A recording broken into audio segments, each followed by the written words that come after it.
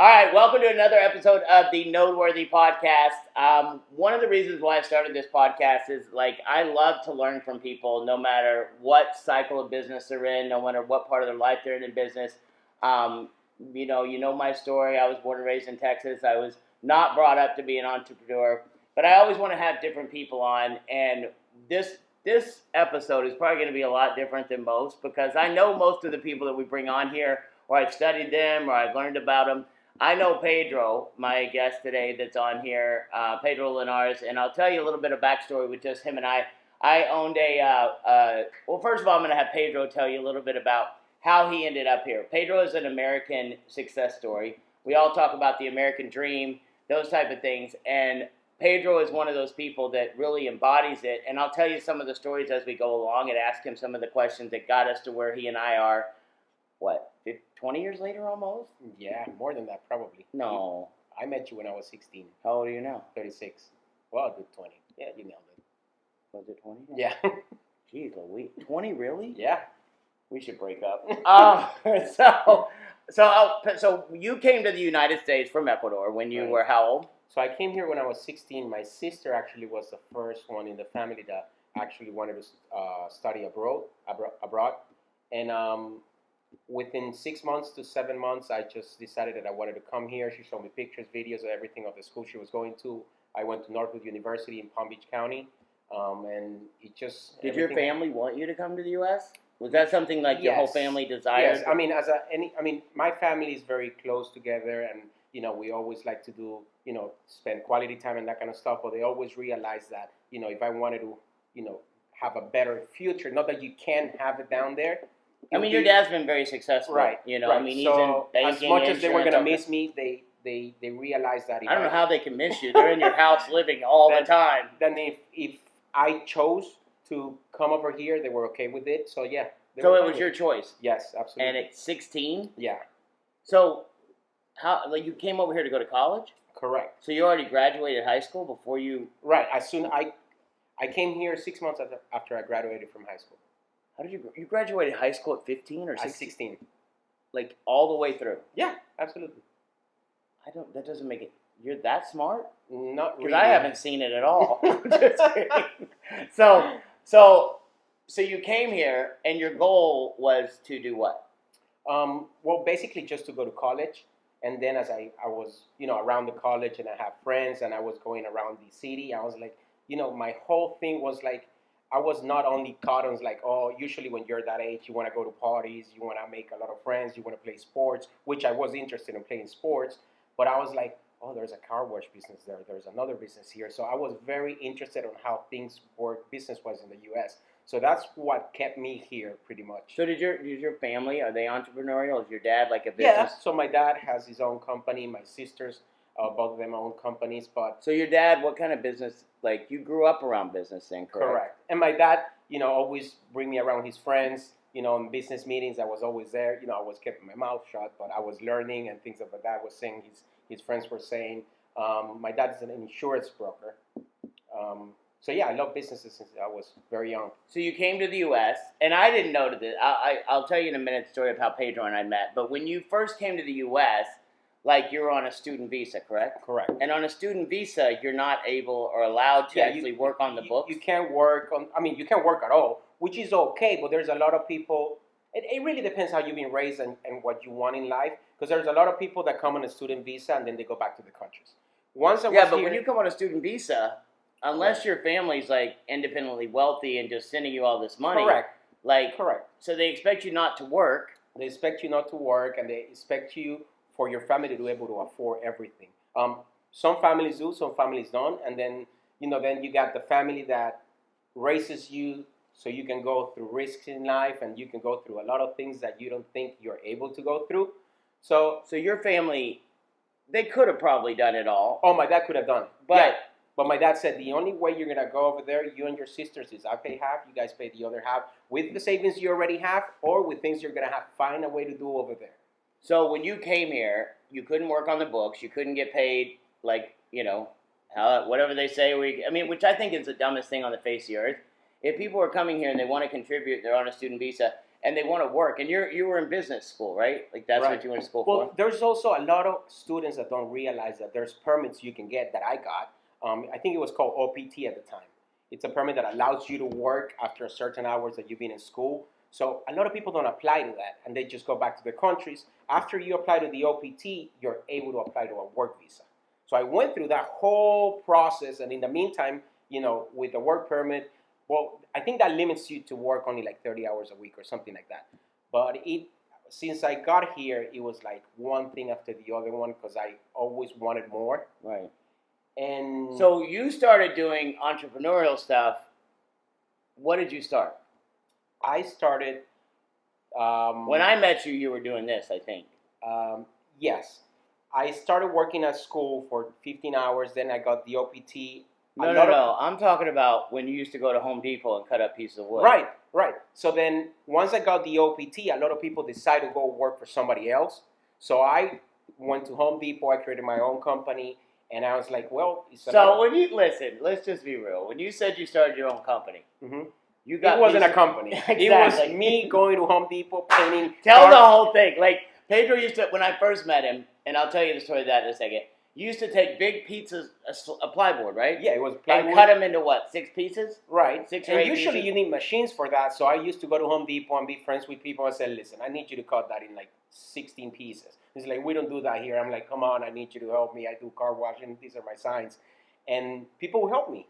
So they would cut it, and then you would hand paint. At the beginning, I want them to look pretty. So I was like, I put something on top so I can just, try to draw on it.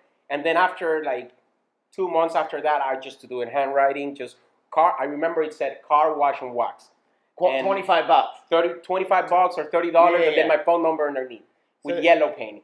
Yeah, so he would make these little signs. You'd put them up all over Jupiter, Florida. I actually have a picture. I can show it to you. I found it this week. So he would put these signs up all over Jupiter, Florida, knowing that code enforcement and people were going to come behind and take them down. Usually how it works is if you're running for president or governor or whatever it may be, you can put those. But these ones, cops, all they do is they get them, they throw them away.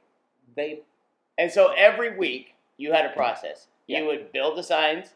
Every Friday night, my friends would be, let's go out party. I said, listen, you can pick me up, but we got to make a stop at some areas that I used to put the signs. And the way I will do it, basically, if you do it yourself, you will stop traffic. So I have friends. I had you do it a couple of times with me. Yeah, later I'll get out of the car. I'll put the signs, and then you go around, and then you used to pick me up. And I did that for a good 4 years. Are you serious? Yeah.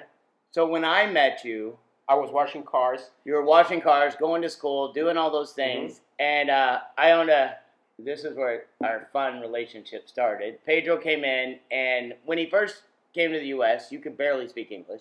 Absolutely. Well, I knew English, but I didn't know the You didn't speak it right. Yeah, let's get real. You sucked. I understood. I couldn't speak very well. You sucked Yeah. speaking. So somebody brought him into my office, and he needed to work. Like, he wanted to work, and I owned a mortgage company at the time with another gentleman, and we were recruiting, building, we were growing. It was like during the mortgage boom, and I needed someone that could speak Spanish.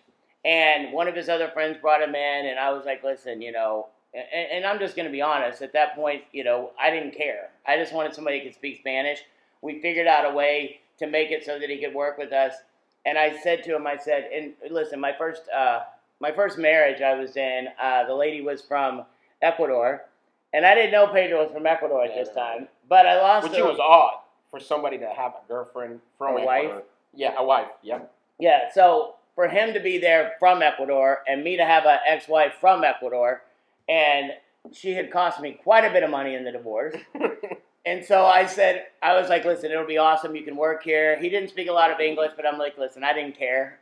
As long as he was willing to work and he had that drive and that ambition, which for him to come in for an interview, not speaking the greatest English, understanding everything, but not speaking the greatest, but willing to take that opportunity and that chance, I was like, you know what? He's what our American dream is about. I'm going to take the opportunity. And I said to him, so where are you from? And he said, Ecuador. And I said, you can get the blankety blank blank blank out of my office. And his face just went I had no idea what happened. I was like, what? I heard the word, so I'm like, why is he so mad? Yeah, he's like, why is he mad? And the other guy that works with me goes, You looked at him and he goes, He well, pretty Paul much said, felt like I got fired before getting hired. and he said, the other guy goes, well, Paul said you got to go. You got to go. Yeah. And I looked at him. I said, I'm just kidding. You're good. And that kind of started off our relationship. And if you fast forward 20 years later, we have been through more stuff together than like you can even imagine. We went through the mortgage business and we've been through ups and downs. Like we've been roller coaster, like more than probably anyone outside of my own son, probably more than my own son, because he didn't get to see all the ups and downs. But we killed it in the mortgage business. We became very, very successful. And I will tell you, one of the things that impressed me the most about Pedro is his loyalty, his dedication. He was actually on Christmas break, and there was a gentleman that I was business partners with and did some things with. And this guy, one of the stories that I tell people, and I still have it to this day, I just got to find it. I don't carry it around as much. But I built a mortgage company with a gentleman, and I said, listen, I don't want a salary. I don't want any of that. I want a percentage I want to eat what I kill. Right. I recruited. I built teams. I motivated guys. I built relationships with them. And that gentleman that I built the company with, he actually owned it. I was, kind of a partner, but not really on paper. And I trust people. If somebody says they're going to do something, I expect them to do it, and I will do what I say I'm going to do. And so I told the guy, I said, listen, we started building it. And the year that we really killed it, Pedro has actually gone back home to Christmas, for Christmas. And I met with the guy, and the guy gave me a Visa gift card as a gift. Now, that's fine, but that year I had helped him clear $1 million, clear, after all expenses, all commissions, all the everything, $1 million, and he gave me a Visa gift card for $250. And I stood on my principles, and I walked out that day. I handed him back his card. Well, I didn't give him back the card. I spent that card, don't you worry. I took the card, and there were a few guys. There was a guy named Paul, Pedro, a guy named Rich, and I just said, listen, I love you guys. I can't stay here. I'm going to stand on my morals. I built this company. I helped do everything I said I was going to do. And then that was insulting. And I was like, I believe in myself enough, and I believe in my talent that I can go out and start over. And I had a young child. Hunter was probably 5, 4 or 5 then. My ex-wife, the second ex-wife, I have a problem with marriages. But my second ex-wife worked there. She was in charge of the whole processing department. True. She was the underwriter. Yeah, she was there, and I said, I'm going. Like, you can stay, do whatever you got to do, but I'm not staying here. I will never forget. She said to me, when are we closing this loan? And I said, on the 5. I'm like, Pedro, I don't think that's correct. No. One time, I will tell you, when Pedro, one of the reasons we got along so well is because Pedro, he spoke English, but it was broken. Like, now what you see is like light years ahead. I mean, the first time he called me and he had a few drinks. He spoke perfect English. Yeah. But, so back to that story. He went home for Christmas, and I texted him, and I said, hey, I'm just letting you know.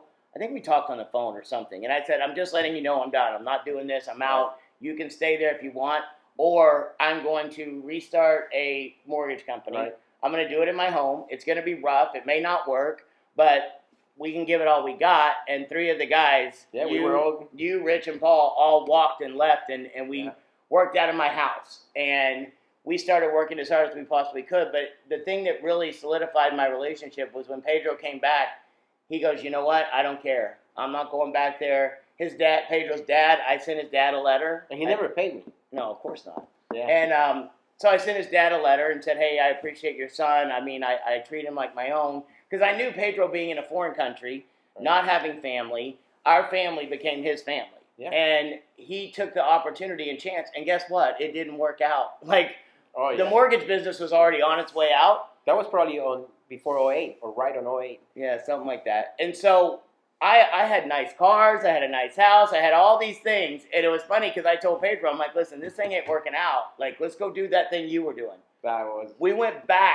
Sometimes you got to take a step back to go forward again. Yeah. But you have to never be ashamed. Like, you always, I'm not ashamed. Like, today, if everything fell apart, I know I could take my vehicle on my phone and go drive. Right. I could pick up my phone, go drive, make enough money, and just keep getting back on track. Mm-hmm. And so we actually went out and started doing those signs. And it's funny because I had a Corvette at the time. And Pedro goes... He just shows up on our Corvette and I'm watching probably a Kia or something charging $60. And I was like, you can't just show up in your car. He goes, can We're you not going to get tipped. He goes, can you not drive that car up here? And I'm like, what's wrong with my car? And I don't know if you remember this. At the end of the day, we probably did, 4 cars or something like that. Let's say we made like $200. I think we spent most of it on breakfast. We did, but the great thing about it is we stay together. Yeah. I went back into the pawn business. Yeah. I was in the jewelry business, and we ended up creating a company together that was a company called Gold Rush America, that if you're watching this right now, that's about to get ramped back up. We got some big news coming. I've been talking to some people within our Connect blockchains, within Element. We're about to light that thing up. We were doing millions of dollars in gold buying on a weekly basis. We went from doing car washes, barely having enough money, to getting one idea and Pedro sticking with it. Like, we started doing gold parties where we would buy people's old broken gold, pay them cash on the spot. And that was when you had to do everything in cash. Yeah. We had to do it in checks.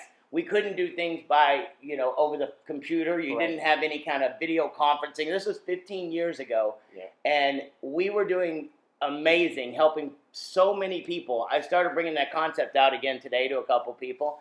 And I'm so fired up about what we're about to do within Gold Rush America and Element and the things that we have going on. But we went out, and Pedro and I used to travel the country.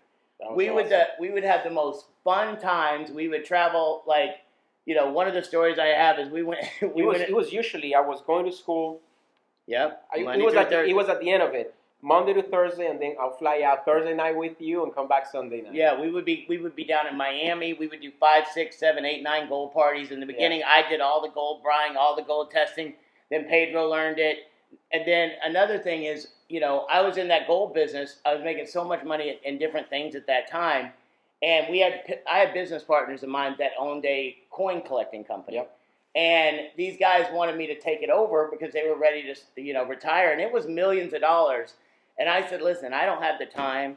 I don't really, want to be involved on a daily basis. I've got so many things going on. But I said, I got Pedro that I trust with everything in my whole life, one of the closest people to me. Pedro's been through everything I've been through in the last 15 years. I mean, 20 years. Like, my ups and downs with my marriage, getting divorced, raising my son. I tell people all the time, my son is 22. He was raised by wolves, which is us. But he always looked out for me. I always looked out for his family. And, we just became very, very close. But that business flourished. I mean, we grew so fast. We traveled the world. I mean, we were going into Canada. Pedro and some of my guys would go down into Puerto Rico with $15,000 to $20,000 in cash to buy gold, to bring it back. And it was an amazing feeling because we always started doing things that benefited other people. Yep. We never wanted to do any kind of business that took advantage of people.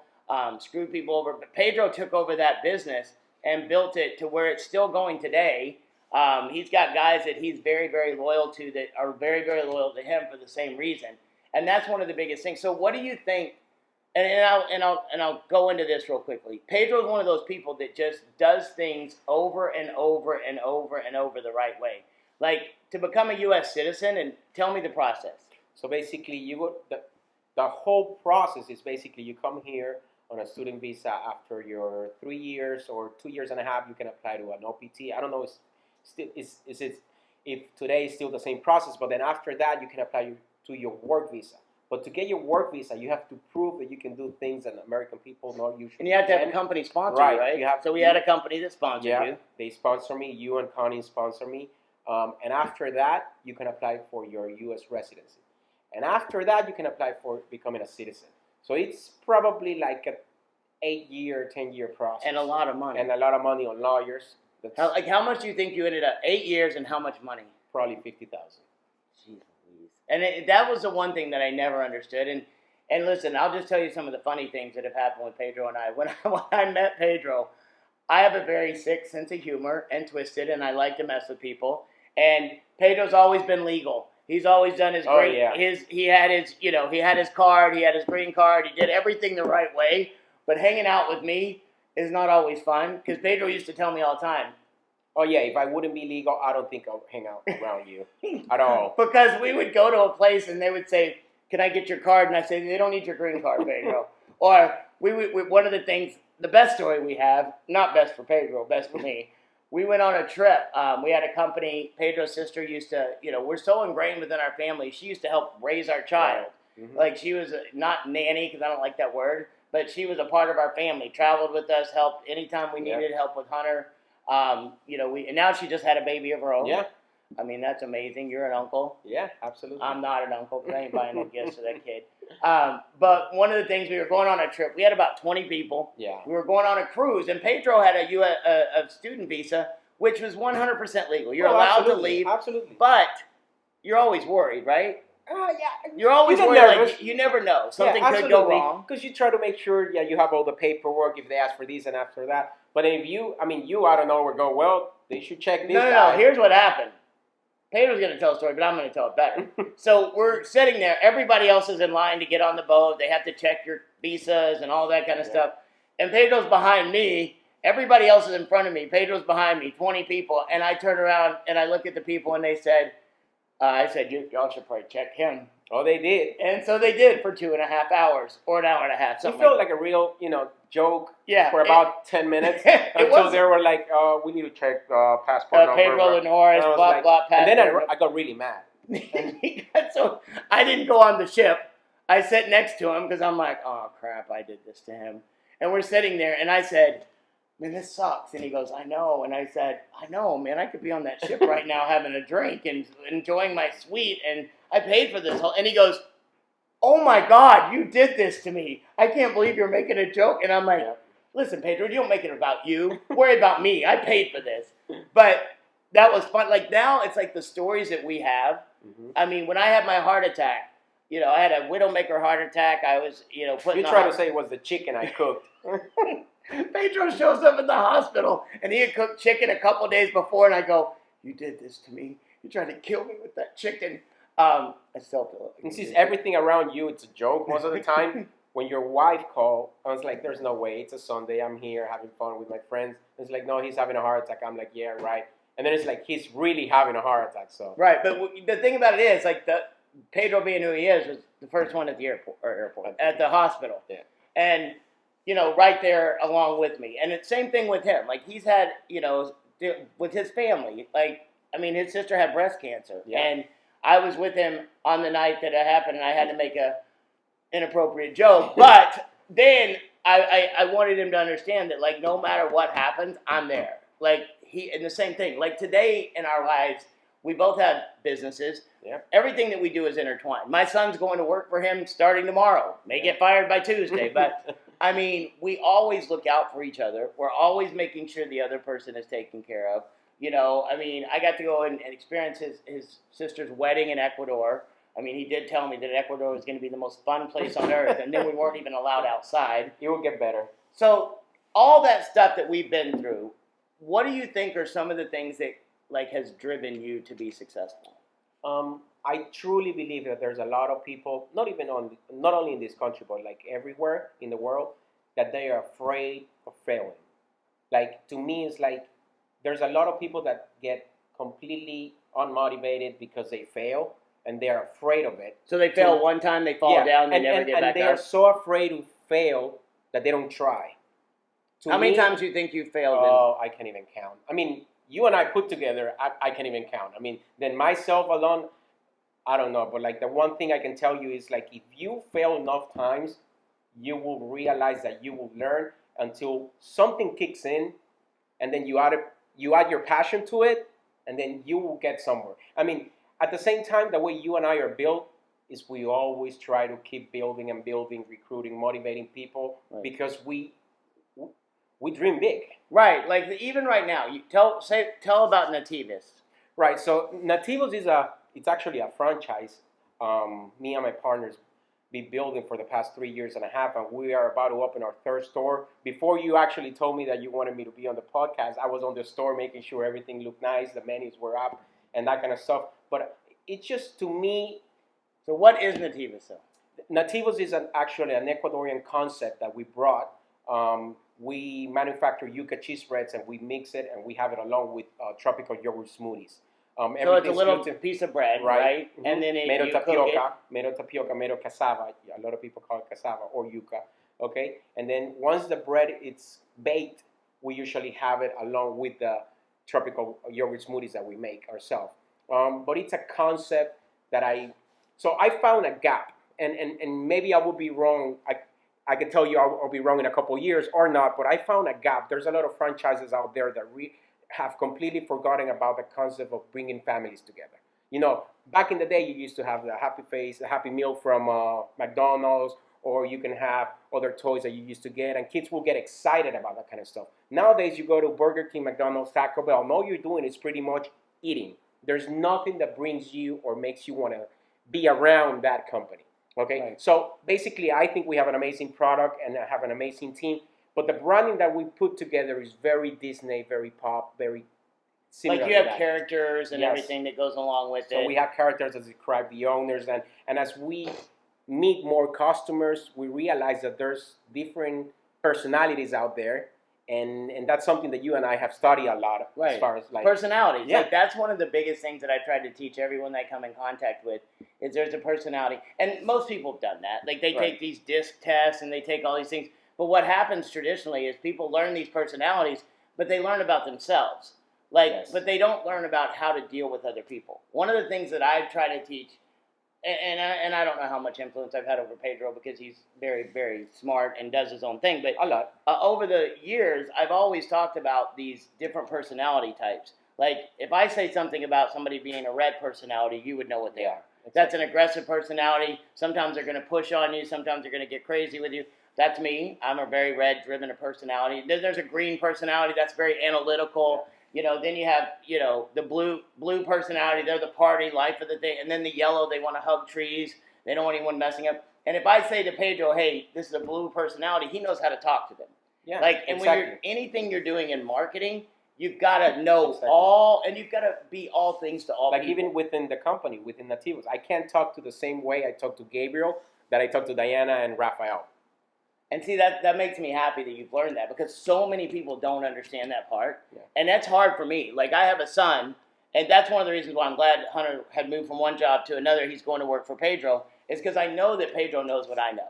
I know that my son will probably listen to Pedro more than he'll ever listen to me because the people that are closest to you don't listen to you. Right. You know, one thing that Pedro and I have been lucky enough to have over the years is Pedro, I earned his respect before I ever yelled at him. I mean, I think. You know, I treated him like family. I took care of him. I put him in positions to win. I made sure that he made a lot of money. And then over time, I earned that right to, like, sometimes correct him. And sometimes tell him I was going to put a 9-iron around his neck. But also, he's earned the same thing with me. Like, he's earned the right with me to go, hey, you know what? I don't think you should do that in your personal life. I don't think you should do that. And I respect it coming from him because of the value that he's brought to my life.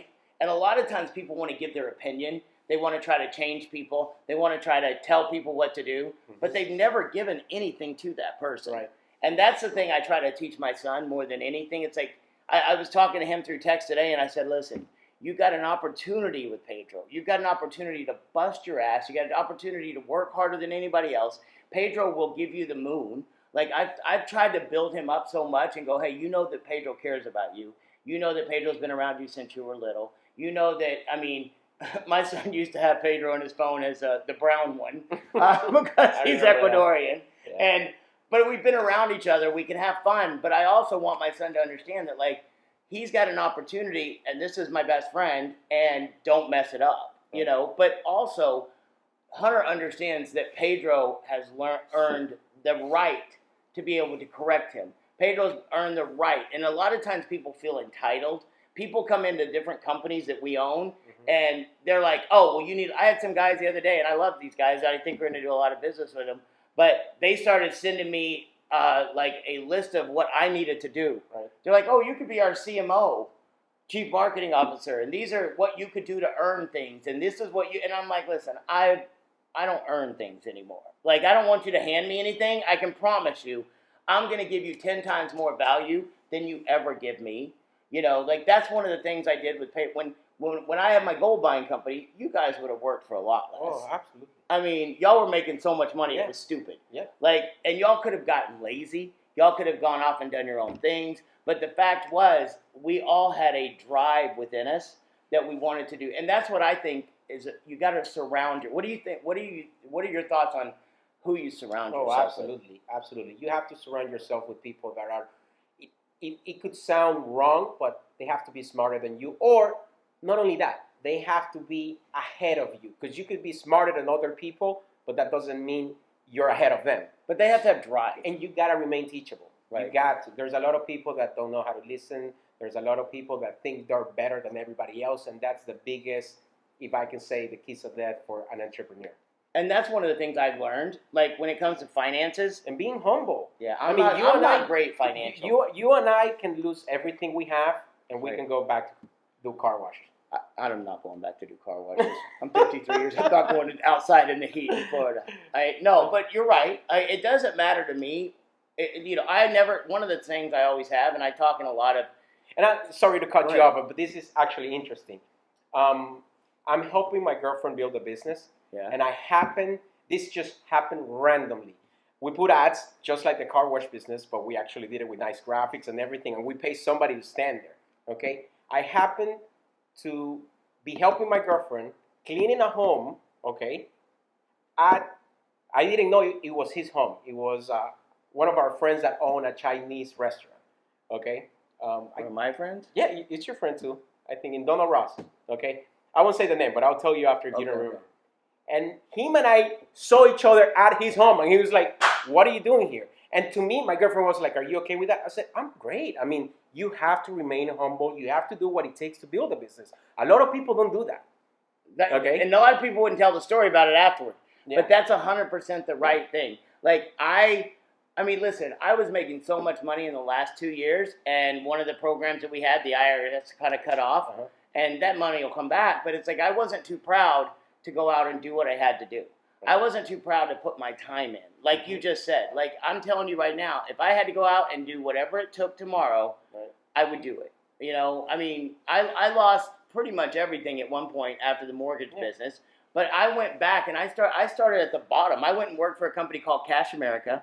I learned how to buy gold, but my brain the whole time was I'm going to open a store someday. Right. My brain the whole time was what can I do and what can I learn today from where I'm at to get further ahead tomorrow. And also what it means from people around you. If somebody sees you doing that kind of stuff, like when I first built Nativos, I was out giving samples. Right. Okay? If everybody else sees you doing that, they'll be like, well, if he's doing it. And people always talk about it, lead by example. Yeah. And then they don't. Exactly. They always, I'm the owner of this company, or I'm the manager of this company.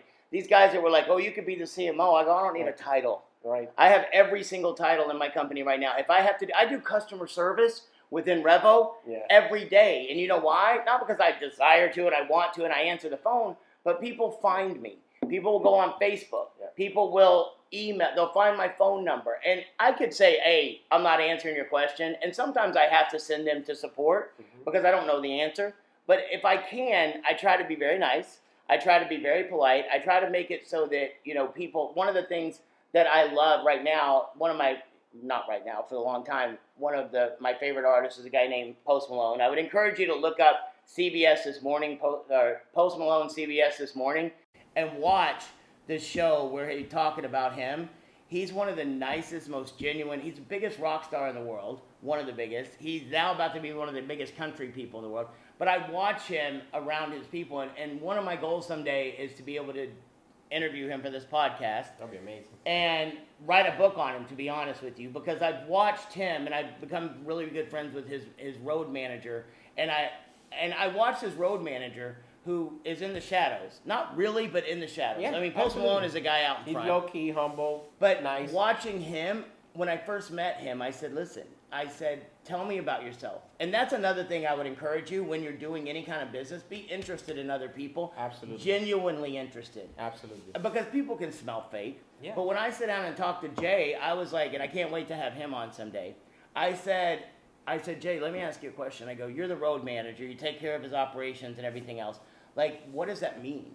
And he went through the list, and I watched him work. He handles 80, when they're on the road and they're doing a big tour, he handles 85 to 100 people that are on the road, 17, I think, trucks full of equipment.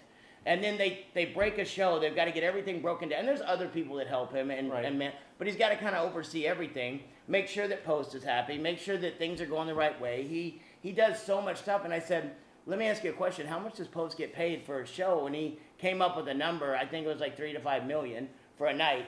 And then they've got to run their whole business out of that. And I said, Jay, you got to look at it. You run a $3 to $5 million a day business for a guy who is one of the nicest people. And he's, when we go on trips, he's just there having lunch with us. Yeah, like Jay, not Post yet. Yeah. We're not that level yet. But I mean, Jay came to my seminar out in Vegas and took all of our friends and put us in.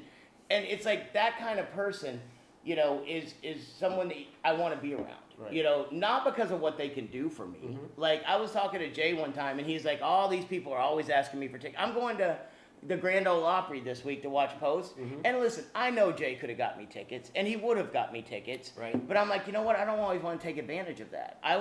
So I knew that this isn't going to be a special deal. It will be hard to get tickets. I went and bought my own tickets for this thing because I was like, listen, I know Jay would take care of me because of who he is.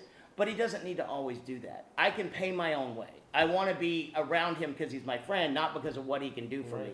And the same thing with you is like, I'm so excited when sometimes I get crazy with Pedro because I watch him and I'm like, he's busting his butt.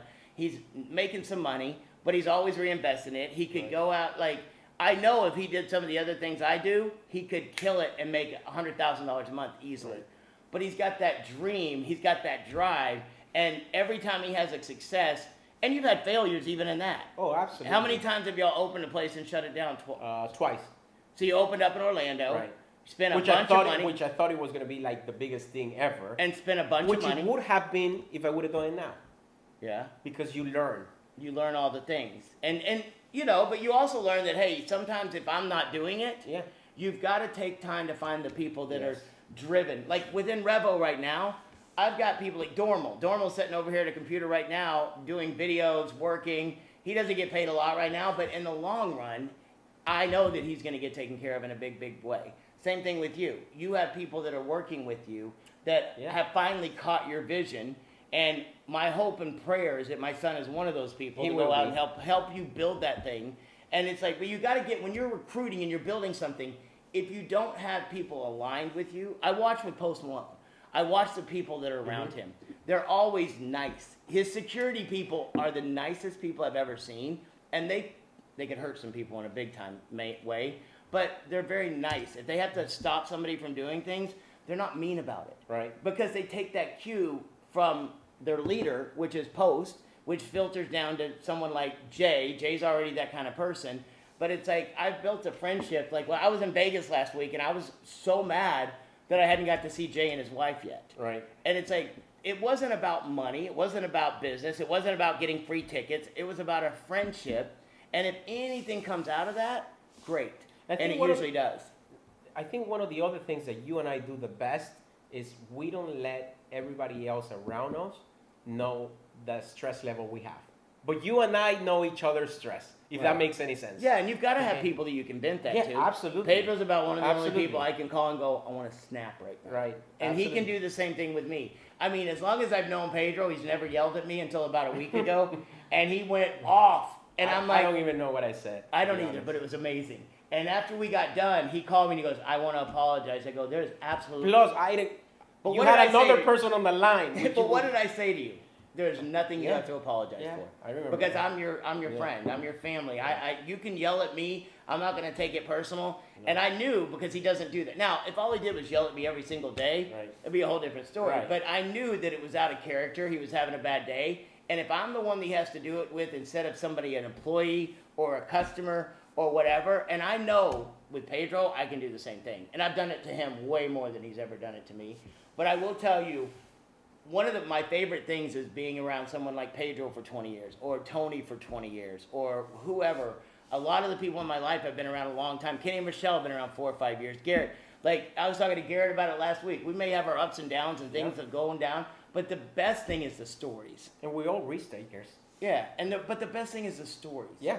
The money comes and goes, the businesses come and go, the people come and go, but the stories live forever. And the other thing, because of the group of people that we're around, I always think about this because we're stressed out about the businesses, making sure we can scale them and bring the money in and that kind of stuff, making sure we take care of our families. But like, this is something that actually have helped me a lot.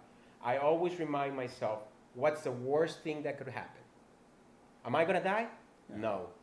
Do I have my friends? Can they throw you in credit jail? Yeah. I mean, right? Big deal. Like, listen. So, okay, you lose everything. You lose your car. You lose your home. Okay, you can go out and build it again. One of the things I've always learned, and it took me a long time to finally grasp this and understand it and get it, I don't care if things are really good or things are really bad, they're going to change. Oh, yeah. I don't care if it's a greatest day. If I'm making 100, I mean, there's months I've made 150,000, 200,000 in a month. I know Tony, there's months he's made $1 million in a month. I know some of my other friends have made $2 million in a week, but you can always guarantee 100%, no matter good or bad, it's going to change. Yeah. So if it's really good, just understand it's not going to be great forever. You're going to go through this roller coaster. And when my friend Eric says to me, "How do you sleep at night?" I'm like, "I know I can do it again." Yes. But some people can't. Right. Some people aren't wired like we are. Which is okay. Some people have to have that stability. Yeah. Some people, and that's fine. Like I learned a long time ago, I started trying not to push people. Mm-hmm. Instead of trying to make somebody into something they're not, I sort it to find the people who are willing to do it. We started the rideshare Rebel business, and I mean, it took a while. Yeah. There were days I was screaming about pricing. There were days I was screaming about rides being taken. There was problems with and they're still not perfect. Right. But it's like, in the beginning, things are like this. And then they go like this. Yeah. And then it gets out and it's better. And then it starts leveling out. Suddenly it's just like it clicks. And then it goes. Yeah. And then it just pops. And it's like, that's the most gratifying feeling in the world for people that built it. Because you sit back and you go, holy shit. Like, I got to do this. I did this with a group of people. Right. I mean, when we're $1 billion company and we're going all over the world and things are just popping, it's not. So I don't want to take a lot of time. Like, it's 11 o'clock on a Sunday night when we're filming this. And I'm having so much fun in my life right now because I told Pedro, I go, hey, come over, let's do this thing. And it's like, we don't get to, we haven't seen each other in 2 months, I think. But we talk almost every day. We do talk. One day or another. And we keep abreast of each other. Like, I just started another business today that Pedro has to go home, probably do paperwork on right now. But I want you to leave it with this. What are the things that have you the most excited about your businesses, the business that we're doing together? Like, what do you see as the future and what excites you the most? To be honest, since day one, since I moved here and I was 16, to me the key, maybe I'm wrong, but the key is how do you scale it? And I think all the businesses that you and I have tried to put together and we're actually involved, we see scale. And there's very little people that have vision. Right. Once you have, you can tell that you can scale a business, you got to find how. But if you have the vision and you push it, and then you add the technology that we have in Revo and all the blockchain projects we're doing, and then on other different businesses, you and I, and the knowledge, I think if you can take advantage of hard work, passion, and you can scale a business. What do you think the one thing that you possess is your greatest? Well, what do you think your worst qualities are first? What do you think things that you're not good? Hard. Not good? No, not good. Not good. What do you think your weaknesses are? Because I think that's important for people to be able to recognize. I can tell you mine all day long, and I don't have to. Business-wise or like as a person? Everything. Like business and personal.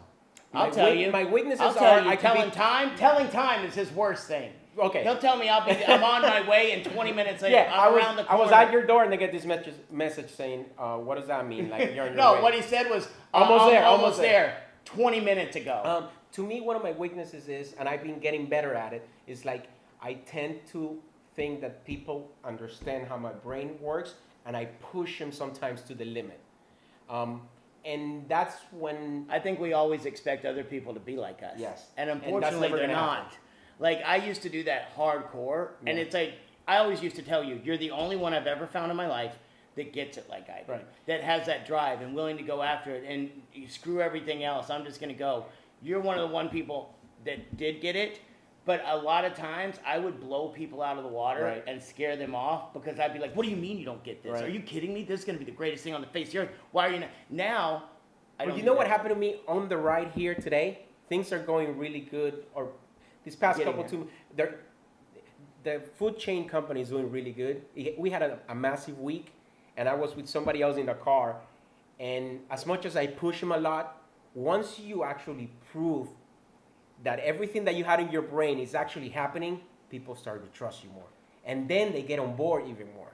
So one of my weaknesses will be like, I tend to push people too much, but I've learned recently how to manage each one of those personalities to try to get the most out of them.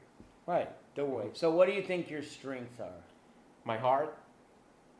I You mean, don't I don't quit. stop. I You don't don't quit. quit. And if I could. There's people that quit on projects and they quit on everything else. I don't quit on the journey. I quit on things that may not work, but I move on to the next one. That's one thing. Like people go, oh well, you've had a bunch of businesses that have failed. Yeah, but I never quit. Right. I never quit. I kept going. Just because that one thing didn't work. Like I tell people all the time, there's 3 rules I always tell people. Mm-hmm. What are they? Oh, Get I don't excited. remember. You don't remember? Get I don't excited, remember. pay attention, Yeah, never I do, quit. I do. Get excited, pay attention, and the last one is the most important, is never quit. And that doesn't mean if you had somebody that's been married for 70 years and they griped and complained at each other Right. and they hated each other, like they fought all the time, but they stayed married, they're still successful. You know why? Because they didn't quit. Right. The same thing. It's like one business may not work, but I'll pivot. Like one thing may not work, but I'll pivot. I don't know if I said this to you, and I know we're wrapping this up. And it has nothing to do with the money or with the actual money. It's like I believe that I'm gonna die either very poor trying or very rich, but not right in the middle. Because whenever my time comes, I want to be able to tell everybody around me, you know what, I gave it 100 and a million X% that I had in me. But if I actually become a millionaire or a billionaire, it's what I can do with that to help everybody else. But it's like I think that's the most powerful thing I've ever heard. Yeah, because I don't want to be in the middle. In the middle means comfort. In the Bible, If I fail or if I make it, it means you risk it all. in the Bible it says, "Be hot or be cold." Yeah. Or I'll spew you out of my Yeah. mouth. Jesus said that. That's exactly the same thing. At the end of my life, when I die, Right. I have more stories. Right. Like I don't care if I have 40 watches. Right. But I have stories. Right. Listen, I've been through some dumb things. I've spent Yeah. money on dumb things, wasted things, but I got stories like nothing you've ever met. Mm-hmm. And when Pedro and I, when I'm old and Pedro's a little bit younger, like we'll be able to, we now get together and tell those stories. We're going to go eat dinner in a second, and I guarantee it'll be laughing about things that have happened, what's gone on. And the biggest thing is, you're 100% right. At the end of my life, I look at it, like I always try to be visual. I look at an orange, and I'm like, by the end of my life, I want to have squeezed every single bit of that. I don't want to go, oh God, he got a lot of sleep. Oh my God, like listen, you work out, Dorma works out, I should do that more. But like my life is built around what can I build? Yeah. You know, some people that's not for them. But with me, I think what you just said is one of the most powerful things. At the end of my life, I either want to have nothing, Right. And not only about or I want to have it all. Right. And not only about money. I don't know if I saw this on Suits or anything else that says there's this and I like this, but I want to be a better son, a better father whenever the time comes. I want to be better in business. You better hurry up. Yeah, I know, 36, pushing to 40. But that's pretty much it. I don't want to be average, or I don't want to be stuck in being on a comfort zone. I would rather be broke Yeah. and keep going than have 100%. average and be 100%. just normal. Yeah. Awesome. Well, I am glad we got to do this. Thank you for having me. We'll do more of this stuff. We got more stories that we can't tell on Oh. here. I mean, I would like to tell them all. We'll No, you know probably- what? Come back after dark and I'll tell you all. We'll of probably it. get shut down. No, we'll be canceled. All right. Thank you so much. We'll see you on the next episode of Noteworthy.